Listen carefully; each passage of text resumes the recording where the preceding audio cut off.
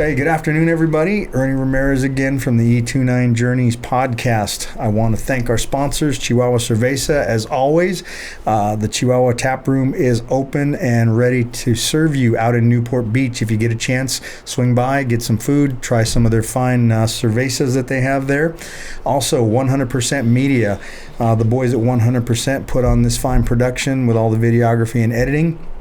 And again, Adam Schwartz, real estate. Adam provides the building, the office, and all of the equipment that we use. If you're looking for a home anywhere in the Southern California area, Adam is the guy to call for all of your local real estate needs or any type of investment opportunities. Ladies and gentlemen, I was very fortunate to get the new head coach for San Bernardino Valley College, Mr. Jason Kounas. On a Friday, normally he would be extremely busy running practice, but right now, with the current situation, I was fortunate to be able to have him make the drive out to Riverside to join us. So, Jason, congratulations and welcome. Thank you very much. Good to have you in. So, how are things going? It's a little bit of a tough time, I think, for everybody. We got on a real good roll last year with our team, and we had a situation where we were in first place, and then everything got shut down. And then Coach Mesrick had been talking for the last couple of years about stepping down, and I had thought, well, this might be the year. His mom's getting a little bit older, he's close to retirement age, and we talked about it, and I kind of kept picking his brain a little bit along the way, like, April, hey, you gonna do this or not, because I want to put my name in the hat. Sure. And he said, yeah. He says, I think I'm going to. He says, there's still some things, got to discuss with my family and whatnot. And so I was very patient about it. I can't force a guy like, hey, get out of there. Yeah. I'm ready. I'm hungry. Yeah. So he eventually put in his notice in August. Okay. And so, I think when you get to the, a certain time, you look at what happens with retirement and what's my life going to be like financially and family wise and stuff, and do I still have that passion to do it, or is this a time that I'm ready to kind of enjoy life in a different avenue? So he was ready, I think, at that point, and we talked, and I'd had conversations with the athletic director as well that I was interested in, fortunately I was able to get that job. Some people may say, well, you've been there for 25 years as an assistant, and you've been with Mez for, I think it's 26 or 27 years out of his 29-year career or whatever. Wow. It is, because I played for him. Right. I came over when he was fresh and new as a coach. Mm-hmm. It was his second year. So I'd been out of high school, and actually my first road was to go to San Jacinto Junior College. And I went there based on a recommendation, from my pitching coach in high school. Said, mm-hmm. Hey, I know the pitching coach there. They need some arms. And so I made that decision even after playing at Valley for Coach Stan Sanchez in the summer. And as a kid, I think, that's the toughest thing is a high school kid doesn't know what he really wants. I mean, right. You have an idea that, at that time, RCC was still new, and it was like that was the top program, and it's still a great program, and it crosses your mind that, all right, I want to play for the best program possible. But at the same time, I think kids need to understand about you only develop if you get to play. Right. And so, I had thought about, well, maybe not RCC. They have a lot of guys, and, you're going to be another, say, big fish in the pond, or however they want to say it, or little fish in a big pond. Yeah. So I was like, all right. So then, I was playing with Stan, and it was a great experience. And we, just at the end of the day, I kind of started thinking, there's this guy, and this guy that I played against in high school, and they're really good too. And Stan has a good program, so I looked into San Jacinto, and it was a pretty good program, and they were doing pretty well, and their coach was fairly new, Steve Alonso at the time. So went over there, and everything was working out really well in the fall, and then I hurt my shoulder, and I got pushed back a little bit.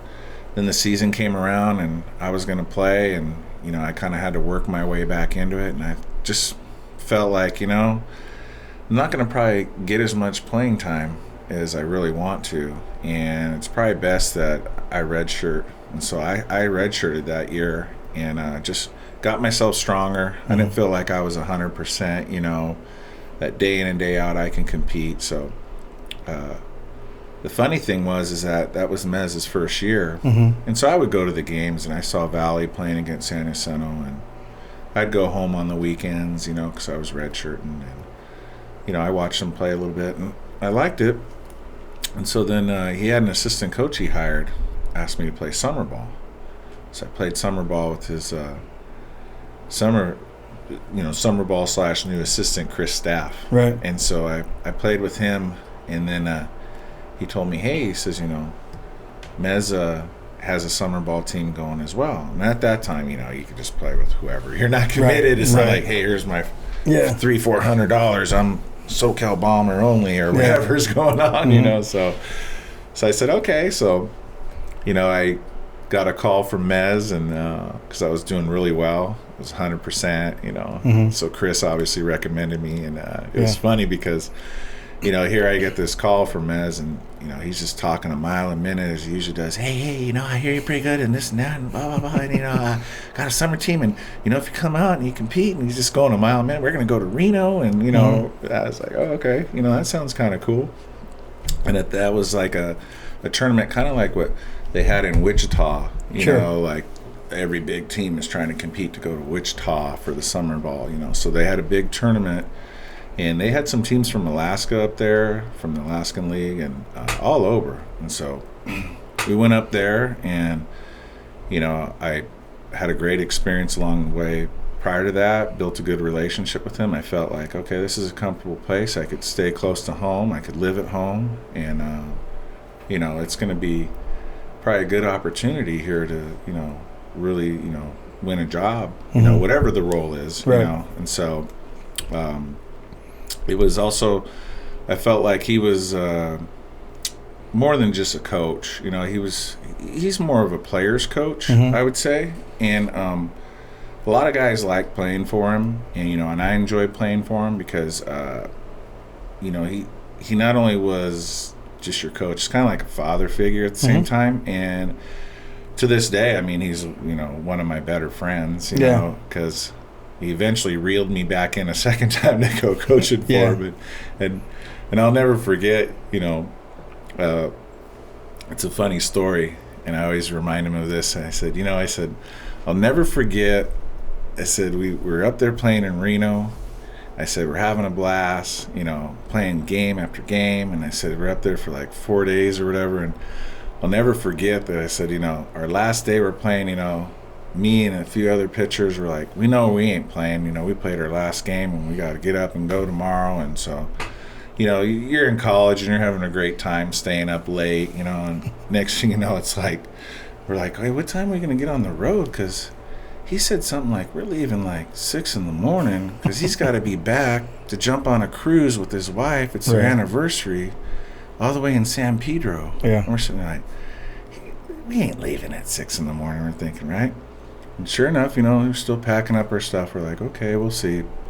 And here we peek out the curtain, and he's walking across the parking lot, and there's a casino over there. So I think he he likes to play craps. I think he was on a heater, you know, and he's just going and going. And who knows how much money he probably won that day. And, you know, so we're all loading up, and, you know, we have this, like, you know, celebrity station wagon with like 6 guys in it, and we got a 15-passenger van that Chris is driving. And I'll never forget, you know, we're sitting there tired, you know, it's a long ride home, and I'm getting this elbow, hey, and I'm waking up like, what?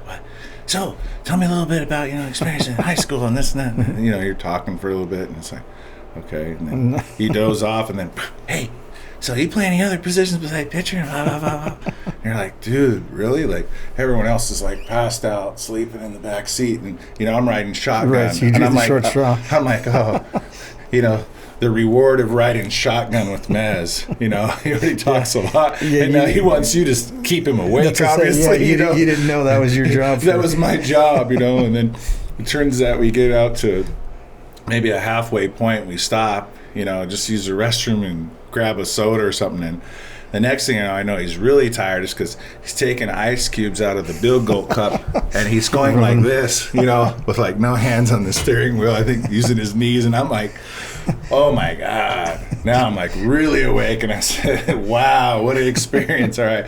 Now I got to make sure I stay awake and think of something to talk to this guy, you know. And I tell him to this day, I said, how did you ever even, you know, you make it home? I said, I must have had about 5 rib shots from you as us dozing off. Yeah. And he goes, you don't understand, that craps game was great. And I go, sure, it was a great anniversary, you know, and a cruise trip for you and your wife. And I tell his son the story. I said, you know, I think that's the day how you were created. I said, because all of a sudden your mom was pregnant in the season, you know, when we were playing, and you were born right after the season. So I said, I think that was a trip that I said, I always remember, Wes, you know, to his son. I said, the day you were born probably was around that time in August. Yeah, lucky your name's not Snake Eyes. You know, so, but yeah, that was my, you know, first encounter, I guess, you know, of really getting to know him a little bit better. And then, of course, playing him for 2 years was great. And, you know, he was always fair. And, you know, he didn't try to really over-recruit a lot at Valley. Mm-hmm. And it already has a good name. You know, it's a winning program. And, you know, it's not necessarily maybe the first choice for a lot of guys. Mm-hmm. And I say that because when you think about my team, and this was 92, that I came over from San Jacinto, another person comes over that may have went to Mount Sac, and that's just kind of how junior college ball is, you know? Right. You get guys that float in, as Coach Alonso used to say at San Jacinto, I was like, we're just a bunch of bandits, you know? Yeah, we're from everywhere, you know? Yeah. And he says, look, this guy was playing at Cypress, this guy was playing up north, yeah, you know, this and that. And then it's kind of funny because then when you go to Valley, it's still the same thing. Yeah. It doesn't matter where you're at. I mean, you know, you could look at RCC as an example, and after the fall's over, traditionally, then, you know, come the spring, you're like, oh, yeah, they got that kickback from Fullerton. Or they got that kickback, this kickback, you know, or this guy, you know, and that just happens in junior college baseball. It's not something as a coach I'm banking on. Right. You know, that, oh, you know, I hope I establish myself and everybody, you know, wants to come to Valley that's a D1, D2, D3 kickback. I don't think that's really, you know, my style. I think my style is just, you know, I want to start something maybe a little bit different than what was going on for the last 25 years. Take all the positives, you know, with it, you know, but you got to add something when you take over a program, and maybe just a little bit different style. I hope that, you know, I can build relationships with the players. I think when I was younger, I was kind of an in-your-face type guy. I'm also a PE teacher in San Bernardino City, so, you know, when I first was young, man, it's like kids, you know, you got to really have structure and this and that. And I had a great mentor, and he was a former coach at Valley College, and Jim McGarry, and talk about learning just how to be a good teacher, you know, and as a coach, you are a teacher. And so you got to bring that style and that vibe to the program. The kids need to know, like, hey, this is what I expect. And, you know, you follow those expectations and, you know, everything's going to be fine. You know, you don't follow those expectations, there's going to be consequences. And, you know, I think as I'm older now and I'm taking over, as opposed to, let's say, when Mez promised to retire 15 years ago, that was part of the second sales pitch to come in as a coach. Well, I mean, he wasn't going to do it that long. Yeah, I mean, the turnover at the JC level most of the time isn't as prevalent as some people think. You know, it's a different animal than Division 1 or 2. And actually, I'm gonna get back into that, but just jumping back a little bit, what high school did you go to? I went to San Gorgonio High School. Oh, okay. So, so from San Gorgonio, you were looking not at the closest school. You were at San Jacinto. And what another funny story about that? And I'm gonna throw this in there for Steve when he hears it. I'm surprised that Steve had a pitching coach. We always joke about they don't pitch over in San Jacinto. He just got 97 stations for hitting, and he didn't have a pitching coach. But when he was in here, we were talking about because everyone always said we never worked on pitching. So when you said he had a pitching coach, I was shocked. But it's funny too because you have a lot of. I mean, we have great JCs all over Southern California, but the kids never want to go to the closest one. It just always, it's not glamorous enough unless I leave town, So it's just curious when you see that, and then you found out that coming right back to Valley, right around the corner from you, like you said, was probably the best option. Yeah. So I mean, it's good too. Now, when you took over, just recently, right now, when you say you want to do some things different. Just kind of a snapshot. What are some things that you want to bring in to kind of create your own stamp or put your own kind of turn on the program? Well, I think the number one thing I want to sell to the kids is that coming into Valley College again, it's not about trying to recruit 6 right fielders. Mm-hmm. Bring in the best players possible, mm-hmm. and try to build a program that has a system. It's really hard when you're a part-time and you're adjunct, just like Mez will tell you, mm-hmm. and any coach, you got to feed your family first, and so then you got to ask yourself, okay, what am I going to put in the elements in the beginning stages? So I think the biggest thing I want to make sure is that, the guys are going to class. I always tell them, I even told this as an assistant, that I helped with placing them as a sophomore. I said, look, if you're not going to school, you're not going to sell yourself and you don't help me. Right. I said, so that's number one. I kind of use those of you that are old enough that know Tommy Boy. Mm-hmm. Remember when Tommy Boy took over for his dad? Yeah. And he wanted to sell this carburetor or whatever it was in the box, and the guy said he wouldn't buy it. He said it has to have a guarantee. Yeah. If it says a guarantee on the box, he goes, well, what we could put in that box? Yeah. And it's a guaranteed what. So I try to tell the kids, I said, I can't just sell you because of the label of the college and the tradition. You got to sell yourself, not just as a player, but as a student. So that's number one, is I want to make sure that everyone is in the classroom and striving to have the best GPA possible, because there's a lot of schools that give academic money. Sure. You got D1 gives 11.7, and if you're a D2, you get 9 scholarships. D3 is 0. Then you got NAIA that, has some grants and things like that. And, they need to understand that, with my experience, there's that trust factor too, mm-hmm. that, I want to take care of you, but you got to take care of yourself first. So that means that you got to, there's this image, how do you do in the classroom? Then how do you play on the field? Mm-hmm. I know in the past, as a player, we used to be able to get really, really, chirpy out there, and the game has changed. There isn't bench jockey in 101 anymore, right? Right. So, and there was I guess this look at Valley, which I didn't necessarily say it was a bad look, but it was like, hey man, you better come to play, because those guys, they're gonna ride you, they're gonna say things, do things, and. I just don't want the kids in this day and age, they see so much on social media that's going to be allowed. Mm-hmm. It's going to be a situation that I want you to back up your teammate. There should be a brotherhood. Mm-hmm.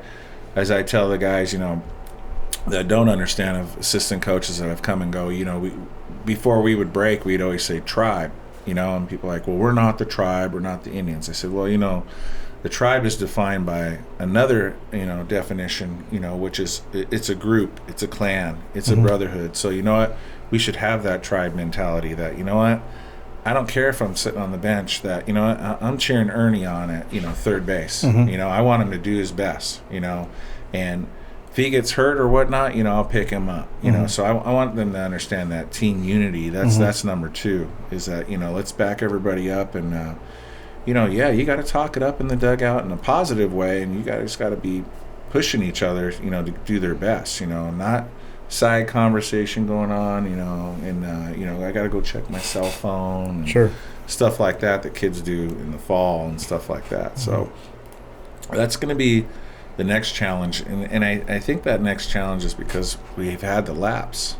You know, my player contact with the guys is via Zoom or a group me text, phone calls and texting and stuff like that. And, you know, it's a different mindset right now. Yeah. You know, they don't, I would say right now, don't really know me all that well as the head coach versus the assistant coach. Right. And so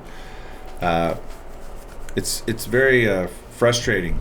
And it's stressful too, because everybody has something going on right now, you know, and you know, you can't mandate. Like example, I could say, hey Ernie, you know, there's this indoor facility, they're allowing only so many kids in at a time, you should go check it out, and you know, they have a great, you know, training program and this and that, because you can't go to your 24-hour fitness or fitness 19 or etc. But you know, here's personal training, and you know, it's approved, and you know, it's all meeting the guidelines, you know, but can't force them.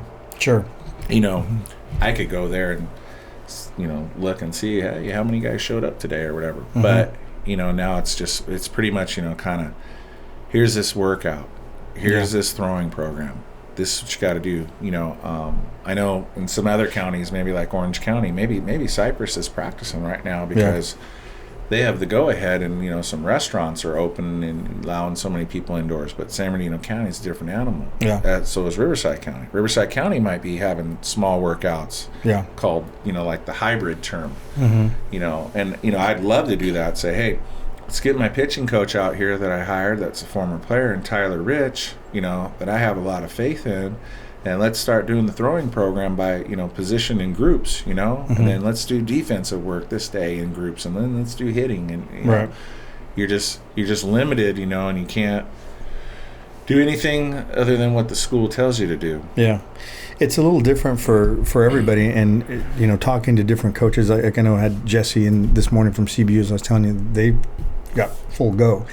Not full, but they're doing it in groups, and they're breaking things down, and by time. A couple of the coaches at our facility are Moreno Valley, and they're starting Monday. They're doing all of their fall sports in the evening, and so they gave each predominant sport that's coming up, football, I'm not sure what else their high school is, but they're going to do 2-hour blocks. So someone has a 3 to 5, 5 to 7, 7 to 9. So they're doing everything on the football field. And then I know you know, a lot of the schools that I contact guys that are in the Midwest, you know, they're full go, they're posting stuff in the weight room, and they're on the field in scrimmages. And so, you know, it's tough. And like you had mentioned, you're really going to have to rely on the determination of your players, you know, mainly your returners to set the standard. And you kind of hope that if they are doing something on their own, working out individually, that some of that will rub off on your new guys coming in. Right. Well, that was one of the first things that is, you know, people called that I knew were giving me, you know, hey, good job, congratulations, this and that, you know, look forward to seeing the program grow and continue success, et cetera. And, you know, some of those people, like Stan Sanchez is retired now, and, you know, he texted me, and I called him, and I said, hey, you know, I always like to pick your brain. And he's like, yeah, anytime, you know, and, you know, we've known each other for a long time, and, that was one of the other reasons of going to San Jacinto. Stan had left to go to Northridge. So I'd heard that. So I was like, who's going to be the next coach in our valley? So that's kind of another reason why I went to San Jacinto. But with that being said, you know, Stan said, hey, look, every state's different. He says, I'm in Colorado, and, you know, this is what's going on. And he says, you know, California, you know, he says, it is what it is. He says, let's not talk about the politics of what's right, what's not right. You know, we could go on forever, you know, and everybody's going to have a different opinion. He says, you just got to do whatever, you know, your school asks you to do. And I said, yeah, exactly. I mean, you know, I'm not trying to burn no bridge. And, hey, this interview's over and Jason already gone, you know, come January by breaking the rules or something, you know. So, so I, you know, he said, you know, he says, you'll find out who the grinders are. You know, and the kids I'm talking to, and I'm seeing that, you know, you get the most responses from, or showing up to a Zoom meeting, or, you know, talking over the phone. You know, it's like one of my closest friends that was an assistant with us for a long time, Willie Edwards, said it best. He goes, hey, man, he says, you know what? He says, if you show up in January, and he says, you know, you got 15 guys that are solid out of 23 that are, you know, doing everything, communicating. He says, you know who wants it. He says, and you know what? you could just start the program, with cutting off the fat right away. He says, your first year, he says, man, he says, and even Stan said this, he says, just build off that, he says, find out who the grinders are. Who wants to go to battle? Who wants to do the little extra, who wants it? I mean, right now, who wouldn't want it? Yeah. I mean, why shouldn't you be working out? Right. We don't start baseball till our first game is April, April 10th. Rio Hondo, let's go. So we have all this time. It's, till, let's say January, if we're on campus, even if the kids are doing hybrid or whatever, but, sports are on campus working out. We have all of January, February, and March to get ready for April. Yeah. So, it's 90 days, but, we'll get after it. But you know what? I hope you're ready to go come January, because, you're going to have a rude awakening. Yeah. That's another thing that's going to be, on my end, to say, hey, I got to rise that bar really fast and quick and see who's gonna cut it and who's not. Yeah. So. Well, I know with the players that we work with, we've individually we've had conversations. A lot of them are high school, and there's some JC guys or guys that are going to try out. And the simplest way I broke it to them was that when things start back up, there's only going to be two kinds of athlete: the guys that did and the guys that wish they did. And you can, like Stan had said, you can complain about all the different things that we can't control, but realistically, you signed on to whatever school that you were going to be ready to play when they asked you to play. Circumstances change, but that doesn't stop you from trying to maintain that. And you might also run into a situation where, depending on the school, you might have guys coming back for another run that earned, not necessarily earned that, but they got that because it's the way that things fell. So they may not have the opportunity to keep you if you're not ready. They're only going to take the guys that are ready. And so, I think the kids that are truly dedicated are going to understand that, and they're going to continue to work.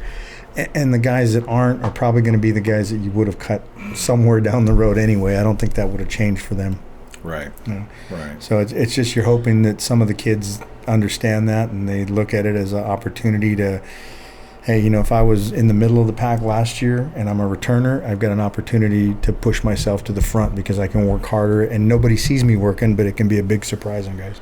Oh, definitely. I can tell you this, that all the guys that are putting in the work and communicating, I mean, it'll show in January anyway, but I wholeheartedly think that they're taking advantage of this situation, and they are grinding, like Coach Sanchez would say, and it's gonna separate people come January, or even if, let's say we can get on the field in November, because usually we have to finish in November, and then there's a dead period. So that might all change with the state guidelines to start letting people on the field and stuff. And we've had athletic head coaches meetings, and there is talk, and we already have a plan in place. So let's just say if November it's open, that not to, overwhelm or put a lot of stress load on the trainers, because we have two trainers. You got to think about every sport that wants to be out there. So, and because they're distance learning, and it's what's called asynchronous, the majority of it, it's just kind of independent work, some pre-recorded videos, maybe sometimes you're meeting on Zoom, maybe once every other week, whatever. So these kids, if I say, hey, look, we're going at 2 o'clock to 4 o'clock's our window, like you were saying out at Reno Valley, and football's, starting at 8 o'clock to 10 in the morning, and soccer and this and that. So that way the trainer's there from, say 7 to 5. Yeah. And we got to fit our schedule in there, and you guys got to be ready to go. Yeah. You got to get going, So that's when we'll really see who, rises to the top, to the top, I should say. So now with that different element of it, in a normal period, right now, as far as being in late September, where would you guys be? Let's just say things were the same with your guys. About how many guys out there would? We've had as many as 50 guys that come out. Okay.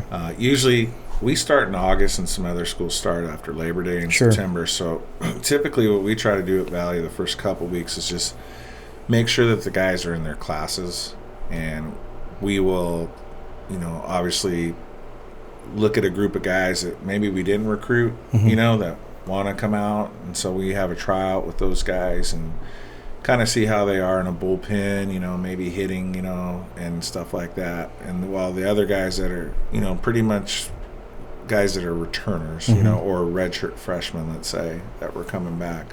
Say, hey, get your classes situated while we have these 2-week tryout with everybody else, you know, say like 2-3 days a week. And then we just basically are at that point say, hey, look, there's maybe 15 of you guys that, you know, we got to cut it down. So then we're usually in about the 40s, I would say. Okay. And then pretty much, you know, we have a full-on practice, and then we hit the weight room right after. And so, you know, I think that my mindset as a head coach wants to do things a little different from that.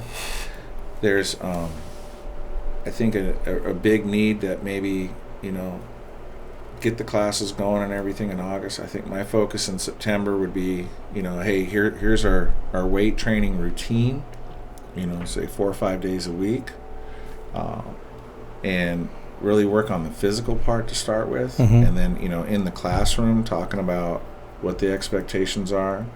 You know, you don't have to implement your offense yet in the classroom or defense and stuff like that, but it's, you know, a time period of 2 to 3 weeks would be nice to do the conditioning and weight training and be kind of learn baseball 101 under Coach Kounas first. And then, say, late September, really start getting into that, you know, scrimmage mode, because we can have 10 scrimmages against other colleges and whatnot. And I know in the past, you know, I think Bill liked to spread out the 10 games from middle of September all the way up to November, where for me, I think what's most important would be kind of building that basis of the weight training part, the classroom part. And if we started games in October, you know, and let's say there's only 6 weeks left, I'd rather play 10 games in 6 weeks and have maybe 4 weeks of a building block, let's say, as an example, or 3 weeks. And then that way the guys know what to expect. Because going on that field, that first even scrimmage game, it should be really exciting for everybody, including me, to say, hey, this is the time I could really teach as a coach, and the guys know what the plan is. This is what they've, you know, and you know right there at that time, too, in those first 3-4 weeks, who's texting you and saying, Coach, you know, sorry, but, you know, I had a sniffle or this or that, or, you know, I had this dentist appointment or this or that. I mean, I'm sure every coach deals with that, you know, and it's like you start figuring out who's committed and who's not, you know, and say, hey, you know, this is what Valley baseball is about, you know. We all understand that every kid has to work, go to school, but how do you balance that? I have to balance my life, you know, around my day job, then Valley College, then family. So you as these teenagers, I understand you got to work, you got to make money, but here's the plan, you know, and here's the practice and here's the schedule. Now you work around that accordingly, but you got to be here, you know. And I think that would be my change in the approach, you know, is that you know, once you start playing, that's another thing that helps out too. Once everybody knows what's going on, and you get a few guys that are flaky, that, you know, maybe they're pretty good, you know, baseball players athletically, but when they're not doing those little things, and you start, let's say, October with your first scrimmage, and let's say it's University of Redlands or APU, or, you know, maybe it's, you know, a junior college, and they're not in the lineup, big wake-up call, huh? Right. Say, oh, no, the fall is serious. Yeah. You know, this isn't, you know, high school where maybe, you know, you're a superstar third baseman, you bat in the 4-hole. Well, guess what? So is this guy, that guy, this guy, that guy. So guess what? It's a little bit different now. Yeah. You know, you're here at junior college for a reason. And you need to understand that it's not a bad thing that maybe, you know, you could have gone to D2, D1, D3, but whatever situation got you to junior college, it's got to be ran the same way. It's got to have the same expectation. So yeah, I think it creates a competitive environment a little earlier too.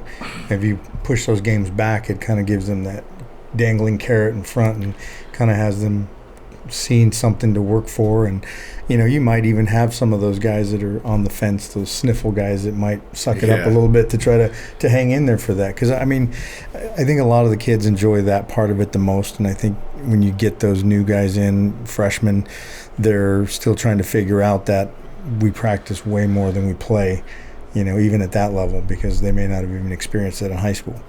Well, think of a high school, too, is that they may not have had a weight training program. Right. You know, and so what I've been learning a lot too, which is great throughout this time, is one of our assistant football coaches does, a lot of training, personal training and stuff. And so I've been in contact with him and seeing what he does, for personal training, because he has some elite athletes, like they could be division, say 1 football guys that were coming in before they were heading out, and, XFL football or arena football, whatever, and in addition to some people, women's soccer and stuff. And I've been seeing what he does, and I thought, oh, this is kind of interesting how we can kind of change that mindset of traditional weight training to adapt to this kind of, concept, which is really neat. And so, I'm like a sponge just trying to take it all in and say, because I got to change as a coach too. I can't just be the mindset of the assistant coach and this is what we do for weight training, and here's group A, group B. Group A, your upper body; group B, your lower body. We're going, these heavy lifts, these universal weight stuff, this and that, and then we're going to flip it around, and then the back end of the week we're going to do more universal, this, that, or whatever. Where here you see what he's doing, and it's like, oh wow, they got the med balls, here's different exercises, here's kettlebells, here's all kinds of different stuff. And you're like, wow, like this is cool, and this is the stuff that it's getting their cardio going, and it's getting them in shape, in a different way and stronger. So well, I think a couple of things. One, as you already know, nothing's the same. Everything's changed as it is. So I think now would be the time, as a new coach coming in, that you could implement more changes, because everyone's kind of used to it right now. There's nothing about most people's daily routine that's the same as it was 6 months ago. So everyone's kind of not necessarily open, but more accepting to change right now, because that's just the way things are. So, for you to change things in routine, and it's probably the best time now that ever would be. And then as far as the training, my next question was going to be, I know you had mentioned earlier that you handle the training for the team initially along with your pitching duties, but have you done any Zoom training with the guys? I know some teams, they have a weekly or daily time that they meet and they do some active stretching together or something along the lines of just kind of body weight type stuff. No, I haven't done anything with our baseball guys as far as training on Zoom. Most of it is, once a week, let's check in, let's see how you're doing with class, what have you been doing, this is what you should be doing. This is using some of Coach Reyes, who's our assistant football coach, like I said, that does professional training. Hey, these are the exercises you can be doing, and this is the stuff you can do. If you can find that indoor facility that, you're paying your professional training dues, let's say, so no, I haven't done that yet. But during the day at my regular job as a PE teacher, I got fifth graders through eighth grade at my school. Yeah. And it's in San Bernardino City. It's called Rodriguez Prep Academy. And so it's a magnet program. So kids have to get in through certain criteria. So they got to have good behavior, good attendance, good state test scores. And it goes into a lottery basically. And so, it's a nice situation that it's different from maybe traditional school, and so getting the kids though, even to get them to be active, because you get into this situation where you have your district say they don't have to have their camera on, right? And you're sitting there going, how are you supposed to do PE, right?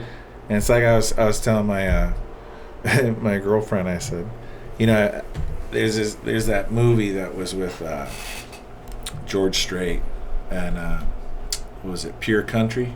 Do you remember that movie? Vaguely. And so he's this country singer, and he's real popular, and he gets caught up in a time frame where he just is like, what? I feel like it's like Groundhog Day, doing everything all the same again, and and his partner says, the guitar player's like, he goes, remember when we first started? It's like. Remember that time we were at the fair and there's that chicken on the stage and they would just warm it up, so the chicken would dance? And I said, yeah, that's how I feel. Like I'm trying to do the same thing or change a little this or that. I said, but, getting in front of these kids and saying, all right, we're doing Mr. Kounas' hit workout today. Yeah. You ready? Let's go. And some cameras are on, some aren't. And then you're like, what am I doing, man? And it's like, well, I guess I'm getting myself in shape, but how do I hold these kids accountable if they don't have their camera on? And it's like, I get frustrated, and I'm like, I'm screenshotting you. Watch, your camera's not on. You're losing some points today, And then, you have to take a step back a little bit, and then you start to think like, well, they email you and they say, the reason why I don't have this camera on is because I live in a multiple family home, and I don't want anybody seeing my uncle around with his shirt off and stuff. And like, now you take yourself down a notch, a little bit, and then even though it's a magnet program, you got kids that in San Bernardino, that they might be not in a home, they might have their mom's phone they're using and logging in, and they're homeless, they're living out of a car, they don't want other people to see that. So it takes me down a notch. I don't want to be insensitive. And again, going back, this is junior college, and we're going to have some players in those situations that, like I said, they got to work, they got to pay for their own school, they got to pay for their own car insurance, and they may not make it at another program, so there's got to be a little bit of some flexibility. But I think that's where, starting that foundation out, this is what I expect. I know you got to work, you got to do this, but we could have a Monday through Friday schedule, and Friday's a short day, and you could go to your job on Friday when usually we don't have school on Fridays. We're usually just a Monday through Thursday. Okay. Unless some kids are like needing a lab, then there's labs on Fridays a lot for those classes, and so it saves the school money, is why they went to this plan about probably like 10 years ago. It was just having a Monday through Thursday. So that's great as a coach. We could be on the field Friday still, but then you could kind of have an earlier release day, and say, all right, look, you got to go to get that job. You should be working Friday, Saturday, Sunday, and don't forget these Saturdays from here on out, or when we have games in the fall, which maybe only 2 or 3, just to kind of allow that flexibility. Sure. So I want to work with the kids, and I want them to know, like, okay, hey, I'm all in, and coach understands the situation, and he's providing a foundation that allows me to balance these things. So come season, I know we're going to be playing every Saturday, Tuesday, and Thursday, and work is going to have to kind of cut back a little bit, and this is the time you guys got to save your money, so you got to learn as a man how to balance things, and so it ain't going to be like, hey, well, I got to check out, here at 5 o'clock today, coach, because I got to go to Stater Brothers, or whatever. Well, we already had that conversation in the fall. So, well, it's one of those situations too where I think, just talking to other coaches in the past few interviews, I think at that level there's so many different obstacles than maybe at a 4-year that you have, and like you said, it's kind of a, for lack of a better word, it's 2 years of growth for most of the kids. Athletically, some of them are there because they need to grow bigger and stronger. Some of them need to grow more maturity. Some of them need to grow responsibility. Some of them have responsibility. They just need to learn how to organize and time manage better. So it's definitely a different animal coaching at the JC level. And like you said, where you have to be a little bit more sensitive to the individual rather than just make kind of a team standard. And conversely, your other players have to understand, hey, what's fair for him might not be fair for you because he's in a different situation, but you still have expectations and he has expectations. And it's a great point. One of my close friends, we both were headed to Valley in that summer with Stan, and then we took different paths. And he ended up coming back and actually playing for us in my second or third year of coaching. And he went the route, he wanted to be in the Navy, be a Navy SEAL. Then he comes back. He was medically discharged because he popped his eardrum when he was in the training of the Navy SEALs, and he ended up being a probation officer. And it's great because when I talk to him, and he's done some volunteer coaching with us, and his name's Art Cuellar, and he's like, you know what? He says, you know what, Coon Dog? He tell me, he's like, I never let that be an excuse, you know. He says, I know I was older, but he says, you know, these guys got to learn how to be a man, you know. He's like, you know, he says, I was working full time and going to school at Valley. He says, you know, I would leave practice and he says, go home and sleep 4 hours. And then I was on the van ride out to Blythe, you know, and running a shift, coming home at 5 a.m. He says, sleep for 3 hours and I had to be in class at 9 o'clock, you know, and then I go to practice. And I didn't say, hey, Coach Mez, I'm tired, man, and this and that. He said, I go, yeah. I said, you know, though, his nickname's Chato. I said, Chato. I said, that's a little bit different animal, man. I said, he goes, yeah, but he says, you know what? He says, this is why I did it. He says, it's not only because I love baseball and I wanted to go on and, you know, my education could help me in my career. He says, I wasn't looking to play pro ball, you know. He says, but he says, I didn't want anybody to look at me and say, oh, well, he's getting special treatment. He says, and I got to be one of the leaders of the team. So, you know, I thought, wow, that's great, you know, and that's just something you can share with your players that, look, we all have busy lives. And I could use him as an example, and I could use other kids as an example. You know, some former players, you know, they're my Facebook friends, you know, and stuff, and they reach out and they said, hey, I'm so happy for you, you know, and I want to thank you for what you did for me as an assistant coach too, you know. Look at me, you know.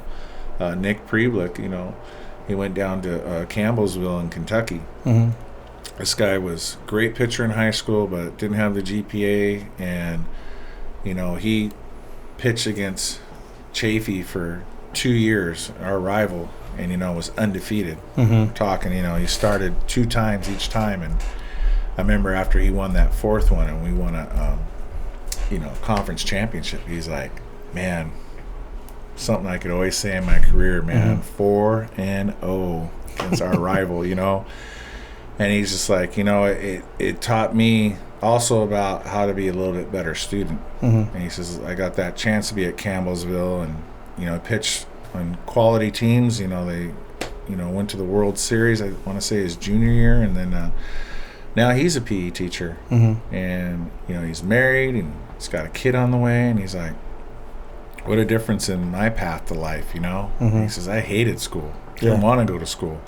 I just love playing baseball.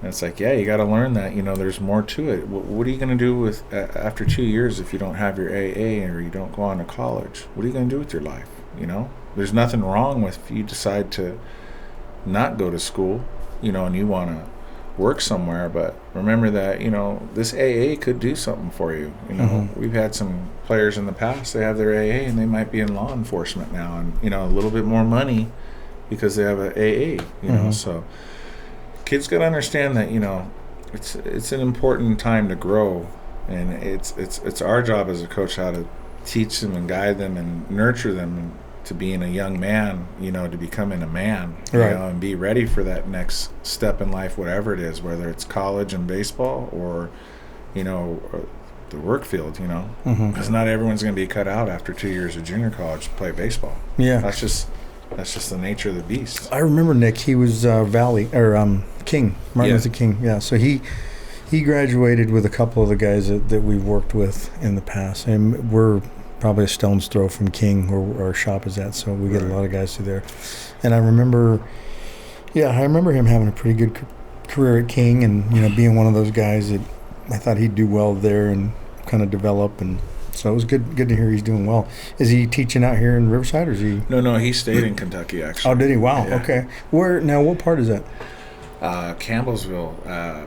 I'm not sure where he's living right now. Okay. I know he's not near the college. So it doesn't cross my mind, you know. I don't go on Facebook a whole lot. It was just kind of like he personally messaged me, you know. But he was telling me, you know, in that message, just thanks, I'm a PE teacher now, and this. He goes, who would ever thought that, Coach, huh? You know, and I'm like, you know, and he's changed his life too. He's become a devout Christian now too. So it's kind of interesting to see, you know, that, you know, him leaving California and going down there and getting his degree, and he's excited. He's the first one to graduate from college in his family. And he's changed his life, and he's a family man. He's a PE teacher, and he's loving it, you know. So, you know, that's great, you know.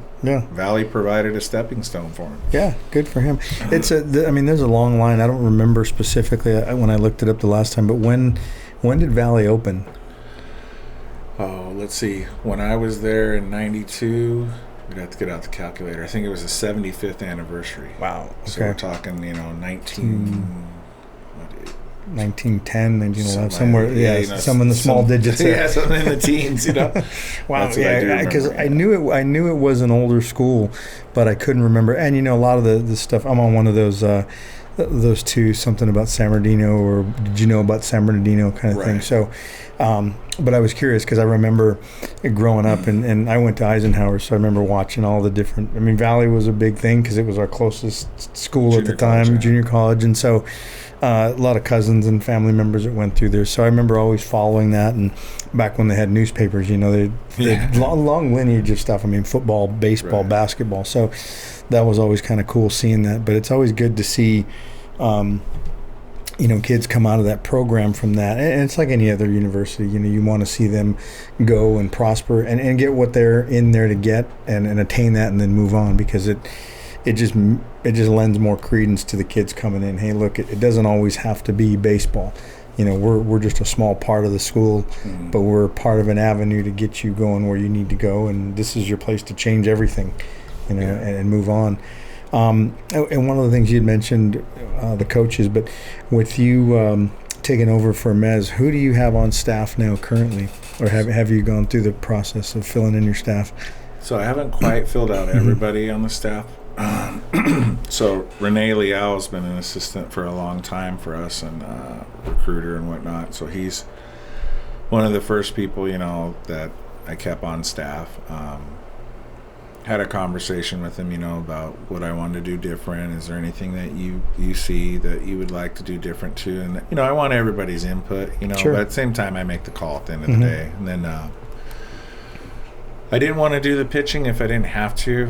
I really want to just manage and have my 3 or 4 assistants doing what I asked to do, and me being able to monitor. Kind of.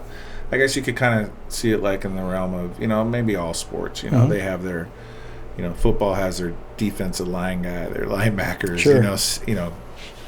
DB coach and stuff, and then obviously the head coach oversees that. So Renee is back, and he'll continue to do the recruiting and do the infield and stuff and defense. And then I reached out to Tyler Rich, who was a former player of mine, and he was doing some travel ball lessons and stuff. I should say, not really coaching a whole lot of travel ball. He coached at the high school level at Grand Terrace for about 4 or 5 years after he came back from Colorado Pueblo. He was playing for Stan, and so then I talked to him, and he says, "Well, it'd have to be this or that, kind of thing." And I said, it's because you want to do it, and if this is something you want to get into college coaching, then here's kind of, what's expected. And this is, it's not about a lot of money, that's for sure. Sure.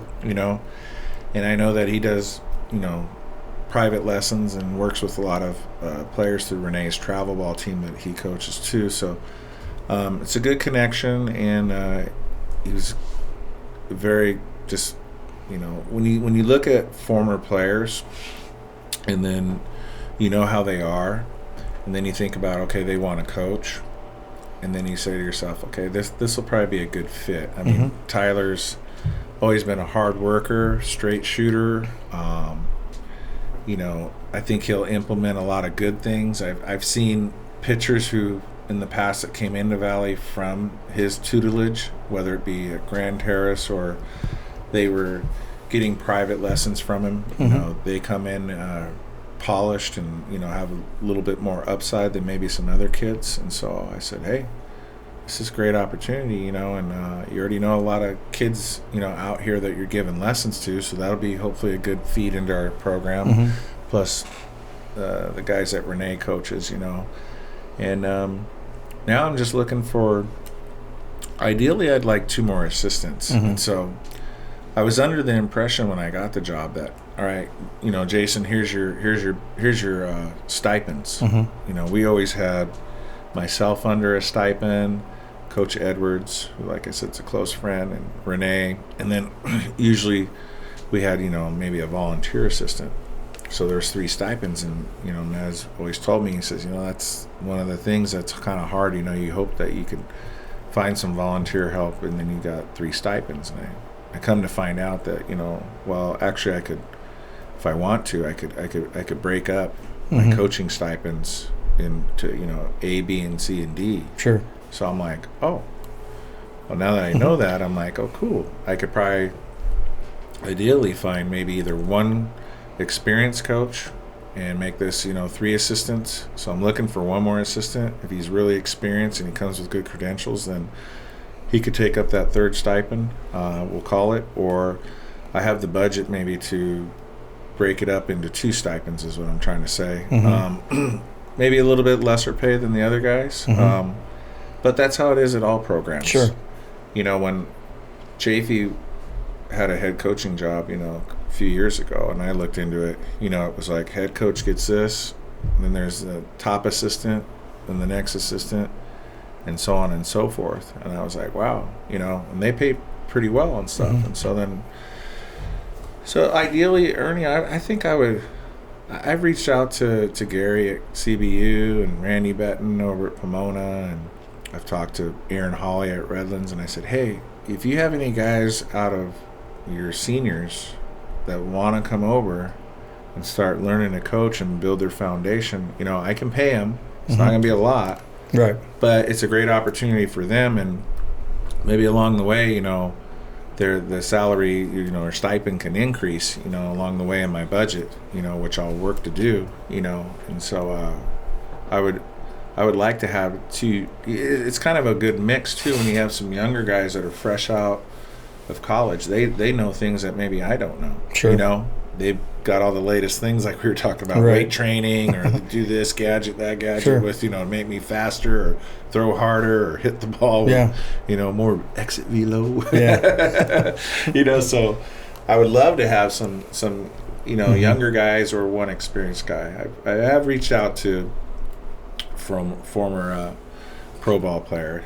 He does some lessons out in Corona, and he's been doing it. And I said, man, you know what? I said, I could use a outfield coach, hitting guy, base running guy like you that made it up to AAA, was stealing all those bases for the Blue Jays and knocking on the door to the show. And he goes, oh man, he goes, I'd love to coach, man. But, he's like, he says, let's talk. So I'm in the works, still trying to, the fishing line's out there trying to get him, to. That time commitment's tough. That's the, because we're always looking for good quality coaches just to help where we're at. And I was lucky during this time I recruited a lot of head high school guys. And I tell them coming in, I go, look, I'm going to try to woo you away from that daily grind where, you get your little crumb at the end of the season and you go back and you do the math and go, oh, wow, I made 85 cents an hour. Right. Which, if you do, you're great. Right. Most of the time you owe 85 cents an hour.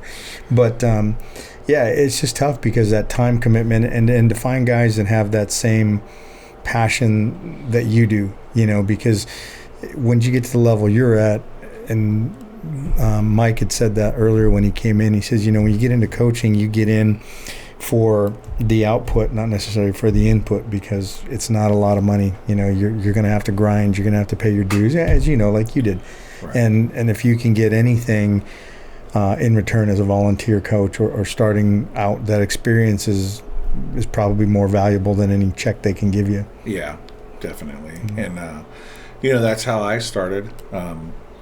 I was playing at UC Riverside, and I had a friend of mine who was supposed to go to Cal State, Sonoma or San Bernardino, and he fell short on a couple classes, and so he decided to redshirt after his sophomore year, and he was coaching with Maz, and he was like, hey, he says, come on out, so he says, we're going to hang out with Maz and we're going to go, do this and that, after the game and stuff. And so I was like, all right, so it'd be nice to see the big guy, and so we're sitting there and we're talking and stuff, and he goes, so what are you going to do? He says, and then after you're done at UCR, what's your degree and this and that? And I said, I'm taking history classes, and I said, I'm going to look into doing some PE classes too, so I can kind of market myself to be a teacher, and I said, I want to coach. He goes, really? And the eyes lit up, and he goes, well, I got a spot for you. He says, when you're done at UC Riverside. I said, oh, okay. So when we cross that bridge, we'll see. And I thought, yeah, whatever. So going into my senior year then, I crossed paths with him again, and we stayed in touch. And then he came out to a few games because a lot of my teammates were playing at Cal State San Bernardino, and me and another close friend of mine, Miguel McQueen, is playing at UCR, and so he wanted to see all of us, from a team of 93 that was really good. We had a really good team that year. Even 92 we had a good team, but he wanted to see all of us play, and now it was like a rivalry game. It was, Division II at that time was UCR, Cal State. Right.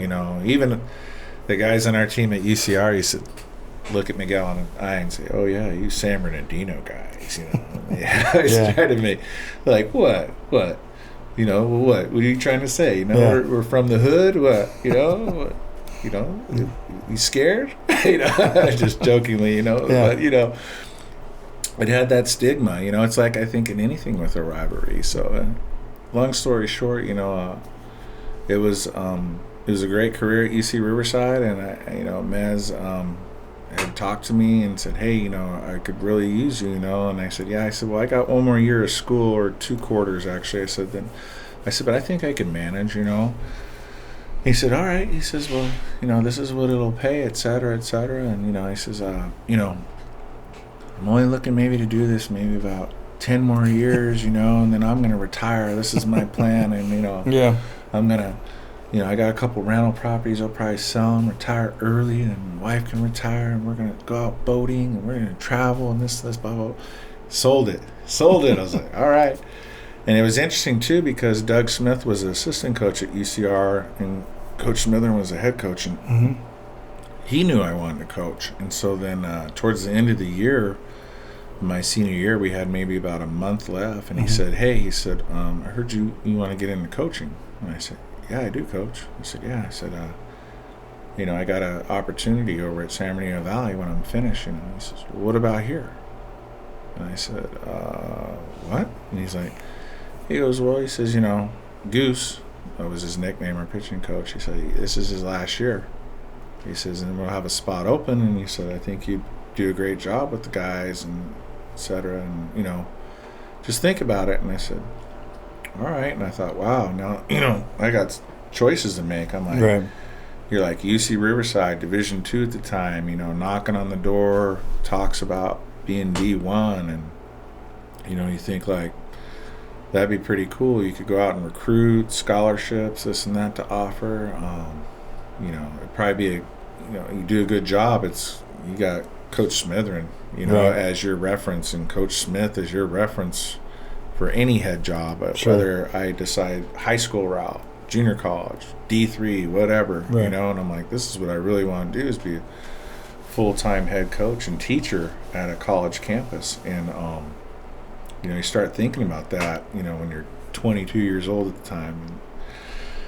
And so after thinking about it, he approached me again, probably, a week later, 2 weeks later, I can't remember how long it was. And he said, so what do you think? Do you want it? And I said, Coach, I said, a couple things concern me. And I said, number one, I said, I love UC Riverside. And I said, I think it's probably be the greatest job in the world. And people are probably going to knock me that I'm telling you this, that I think it's best to turn it down right now. And he says, and I said, this is just why. I said, I'm just kind of thinking about, next year, I said, and the year after might be a little bit challenging for me as a young guy working with former teammates. Right. I said, my role in this team, not that I said I don't think anybody doesn't treat me equally or anything, but I said, I'm the first guy up out of the bullpen right now, and then we turn it over to our All-American closer, and everybody knows their role on the pitching staff, and that's why, we still hold the team ERA record at UC Riverside, still to this day. Mm-hmm. And it's an honor to say, when I played there, our pitching staff, even 94 94, I think, has the record, and 95 is right there. If you look at like top 10 ERAs, you know, we're right there in the top 10. I think 1 in like 5 last time I looked, or 6. So anyway, I just told him, I said, you know, there is that expectation, and I said, you know, I don't know how guys will buy in. I said, you know, example, Mike Eason's, you know, great pitcher at the time, you know, and then we got Tim Carlson, who's a young guy that's coming up on the staff, and, you know, then we got, you know, guys that are the same age as me, like George Wise, who's the head coach at Centennial right now. And I said, how are they going to be receptive to me when, you know, when you're at that age, they may say, I'm better than you, man. I was a starter. Like, I got to listen to you. Or, you know, hey, man, I'm going to be the closer this year. Well, I got to listen to you. You know, and I didn't want that to be a situation where we're butting heads, you know, or I have to be a different personality. A different personality where if I'm trying to be too hard, it's not receptive, you know, because I want the best interest for them, or I don't be as firm as I want to be because they're my former teammates, you know. And I was like, I just don't think that would be good for the program, I told Coach Smith, you know. And he's like, yeah, he says, you know, I never thought about it like that. He said, you know, he says, you go over to Valley, you're working with junior college guys right out of high school. They don't know who you are, even if they're returners. And he says, you know, you come with a good resume. And he says, you can kind of build your foundation from there. So that's the decision I made. There was times where, you know, I was like, man, I wish I was at the 4-year. I was at the 4-year. Man, that'd be so great. And I saw some other guys that became, you know, pitching coaches along the way. And some were good, and some, you know, they were good and the staff did good. And then there were some that were, you know, elite, like, you know, Andrew Checketts. I mean, Gary did a great job, you know. But there were some others along the way that, you know, without no disrespect, I thought, well, I could do that. Just as good as he is. And now I have, you know, 5 years under my belt, you know, like, but, you know, I never really approached it. Life was just one of those things where I was starting out as a brand new teacher in San Bernardino City, and, you know, you're just trying to get settled in, you know, in your, you know, 20s, and, you know, you got to think about what's most important. Again, it's still to this day is that, you know, San Bernardino City is the job that's first. You know, just listening to that, it's interesting because I was thinking you had that same decision that a lot of high school guys had to make. You know, what's going to be best for me in the long run, and, you know, from a coaching standpoint, you kind of put yourself in that position and going, well, yeah, it's an easy pick. I'm going to take the D2 over the JUCO because it's bigger spotlight, and, you know. But one of the things too, you were a little older at the time making that decision, but, you know, at that level, the turnover is probably a little bit higher, and a little bit of change in events, and one of those head coaches is gone, and they might change staff altogether. So you might only have gotten 1 year, or, you know, even when you go to, you know, with Mez, he'd been there, and you knew longevity-wise he was going to be there a little bit. He'd even told you 10 years. Right. And so most of the time, you know, at the junior college level, it's a different expectation. The wins and losses matter, but, you know, you're in a different role than you are at a Division I school. You know, they turn those guys over, or those guys tend to leave for greener pastures a little bit quicker. So, you know, you say you could have been 5 years in, but you also could have only been 1 year in looking for a job, because Mez fills his job, and then something happens at UCR. And yeah, and then at that time, we knew Coach Smither was getting close to retiring, and we all felt like, oh, well, Coach Smith will probably get it. He's a long-time assistant, just like people probably thought, oh, well, Jason should get the job. He paid his dues at Valley for 20-something years, you know. And so, but with it, you know, you got to keep it now. Yeah. So you're right. Coach Smith could have taken over, and maybe things didn't go the way they wanted it to go, and keep it going strong. And he ended up doing a good job. And, you know, it's a frustrating process waiting to be in this position sometimes too, when someone loves coaching baseball like Mez, and you're like, aren't you ready? You're chomping at the bit. But, you know, like I said before, you can't ask anybody to do, you know, step down, it's my turn, you know. You know, but it just helps you grow as a person along the way too. You start thinking as like, okay, now this is probably the end of the line at some point these last 5 years. You know, you start kind of jotting down some mental notes and things and saying, this is what I want to do.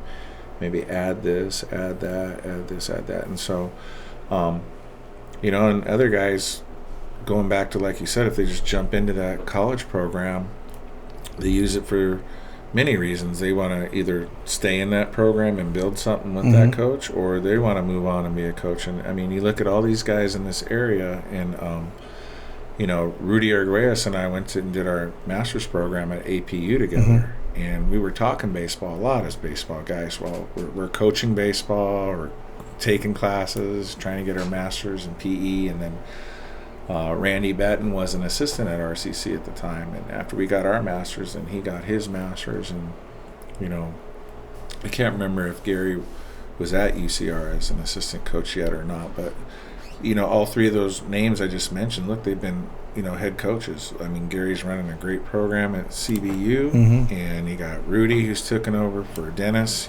Rogers, which is a legend, and keeping that program strong, and Randy's now the head coach at Cal Poly Pomona. So, I mean, I'm finally getting to where they are. They've been doing it longer as a head coach than I have, but, it is what it is. And, everything happens for a reason. Sure. And, I didn't expect to get the head coaching job in this situation, Yeah.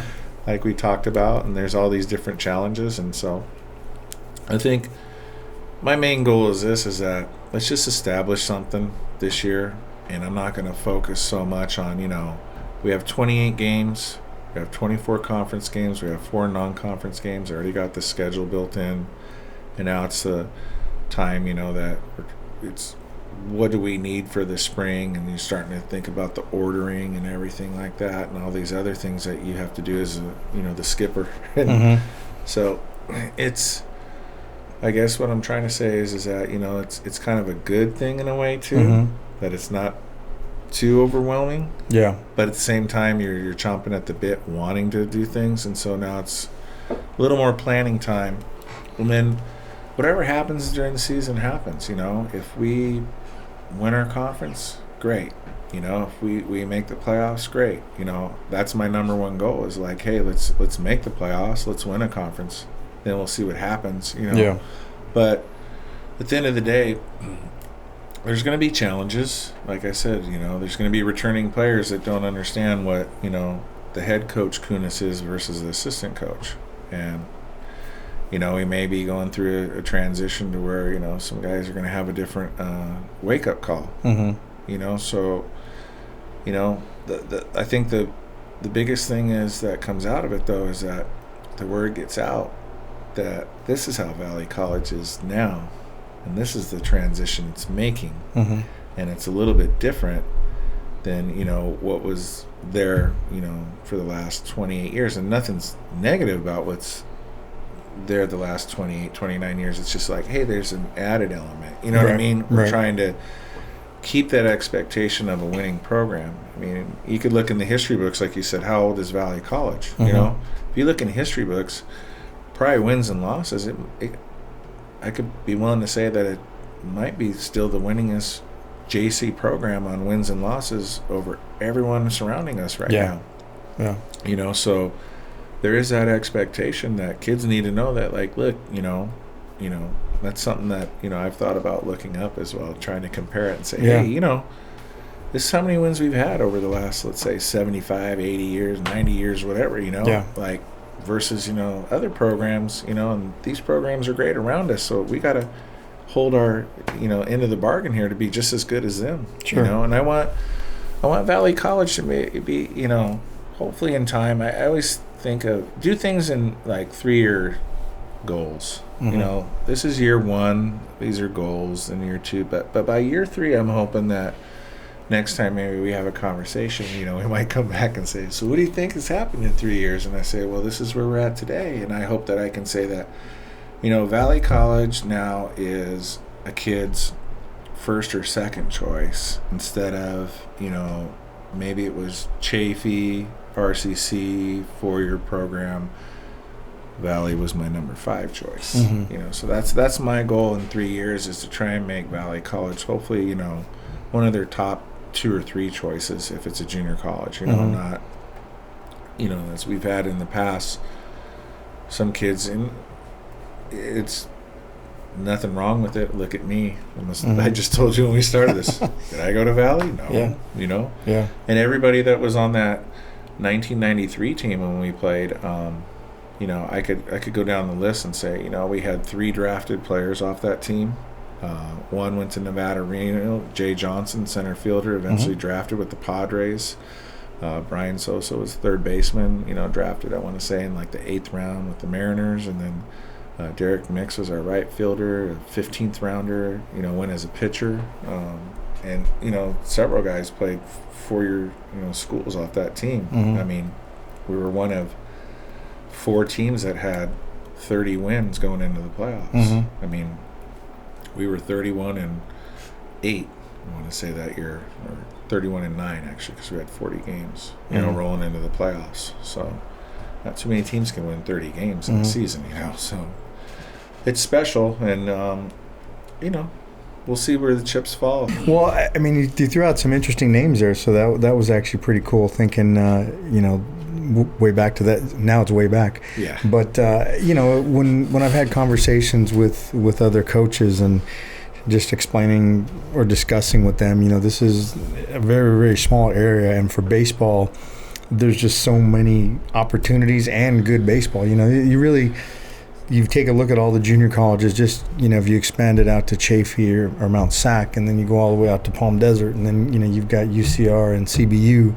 University of Redlands, Cal State San Bernardino, you know, all probably within a 50, 60 mile radius. You know, there's a lot of competition, and there's a lot of opportunity to create good competition, you know, for just using all the players in this area. And so, you know, trying to explain to players, look, there's a little bit of pride that, hey, wherever you end up, you're going to be in a good competitive area to play baseball, because this is where everyone is. You know, you can't lose that many kids in this area and not be competitive. You're going to see kids that you might have played in high school that are going to be playing against you for 2 more years because they're rival junior colleges. And, you know, you're going to play against just about every junior college, and there's going to be guys that you face that get drafted in June or get drafted after they graduate. So it's just a great area for baseball altogether, you know, and just going back, like we talked a couple times about the history of Valley College, and you look at the names of the guys that came through there. It's one of those schools now, I think, that you can't look at it and not think about tradition and winning. You know, not that the other schools don't. I'm a little more familiar with Valleys, but, you know, as far as junior colleges go, it's almost impossible not to. Right. You know, there's already a lineage there. Yeah. So and there's been, you know, several good players that have come out of there, you know, like you said. And, you know, I mean, third base coach for the Dodgers, Dino Ebel. Yeah. Some people don't even know that, say he's a Valley product. Yeah. You know, and Barstow. You know, and from Barstow. And he's come back and he's talked to our team, you know, and, you know, it's great because those kids just are like, wow, you know, this guy coaches for the Dodgers. And like, yeah. And at the time when he was coaching with the Angels even, you know, just to see those guys like, you coach Mike Trout, who might be the best player in all of baseball. Yeah. And, you know, when he's speaking, you know, it's kind of like, you know, if you're a dad and you're teaching your kids something, you know, he listens only, you know, maybe so much. And then he gets that hitting coach or something, and he's saying the same thing, and all of a sudden it's like, wow. You know, his eyes light up. I could do this. You know, he said to do this and that, blah, blah, blah. And you're like, yeah, I've been telling you that since you were playing in T-ball, you know. But, you know, sound is good coming from me. So, you know, I'm hoping that, you know, bringing some players back, not just the ones I mentioned that were teammates, or hopefully Dino, and, you know, just trying to build that culture, you know, to get it more exciting, you know, for the local kids to say, hey, I want to play at Valley College. You know, I like what's going on there. I hear, you know, this guy that was a senior when I was a sophomore went through there, you know, for 2 years. He's playing here, you know, he's at a college or whatever. And that's what it's all about. I mean, that's what junior college is for. You know, we may not get, you know, every A player in the area because, you know, they're going to go to a 4-year. And then, you know, they may want to go to Chaffee or RCC or whatever. You know what? That don't bug me. You know, I want to just be a straight shooter about, hey, this is what we do. Look at the results. why not come here? Yeah. You know, what's stopping you? What's stopping you from coming and play for me? Yeah. I say that, hey, your 2 years, this is what happens, and this is the track record. And look at, even as an assistant, this is what our track record was. Look how many guys had scholarships and this and that. You know, the Nick Prebliks, like I said, and everybody else. And hey, isn't that what you want in life? That's why you're going to junior college. Yeah. And the opportunity to play. You know, so that's what I hope that we can have that conversation 3 years from now and say, man, it's really, you know, just taking it to another level. Yeah. So. Well, I think everything is unique from this point. That's the one constant I think that I can say. And so, you know, when you finally do get a chance to get on the field and run the program, so to speak, for the first time, you know, non-Zoom or non-Skype or whatever it is, I mean, that'll be a great experience for you. And then the way things go from now on, I mean, recruiting is going to change, the way that you do things on the field. You know, when you guys get back on, I'm sure there's going to be all types of requirements and restrictions and things. And, you know, I was thinking as you were talking about Dino, now would be a great time to reach out to some of those ex-guys and just get them on a big team meeting with your guys and just let them talk to them then before they get on the field, because they're going through it too. You know, if they're playing or if they're still in college or if they're you know, in any minor league affiliation or major league affiliation, they're going through. There isn't one person you can find that's not going through the same thing. Right. So, you know, it's great to hear that from a player standpoint, that here's how this guy's dealing with it, and he's not even at the same level as you are, but they have to deal with the same thing. But, you know, I definitely wanted to congratulate you and have a chance to chat. And, you know, I know we'll have more, and hopefully we can do one from the field, you know, the next time. That's what I was telling everybody. The original plan was to catch coaches as they came into town and get everybody on the field, just little quick snippets, and things kind of worked out. But like I was saying before, I actually consider it fortunate, because these kind of talks don't happen a lot on a Friday, you know, and in a regular time you guys would be just insanely busy with travel or practice, and, you know, trying to find time to sit and just chat baseball. We don't get a lot of that as coaches. But, you know, I'm looking forward to seeing your first practice, coming out there and seeing how it goes, and actually just seeing some games again. It's been kind of cool because I got to meet most of the new guys out in the JC area, so it'll be a second visit for me. Yeah. So it's cool. Awesome. So again, congratulations, man. Thank you. And thank you. It. So once again, folks, I want to thank Jason for coming out, and we're looking forward to first game as Valley College, or actually first practice right now. Everybody just wants to get on the field together. So I want to thank him for coming out, and I want to thank our sponsors once again, Chihuahua Cerveza, 100% Media, and Adam Schwartz Real Estate. So until next time, I'm not sure when that'll be. We're looking at maybe another date. I'll get a few guests rounded up, and we'll try it one more time. So until then, happy Friday.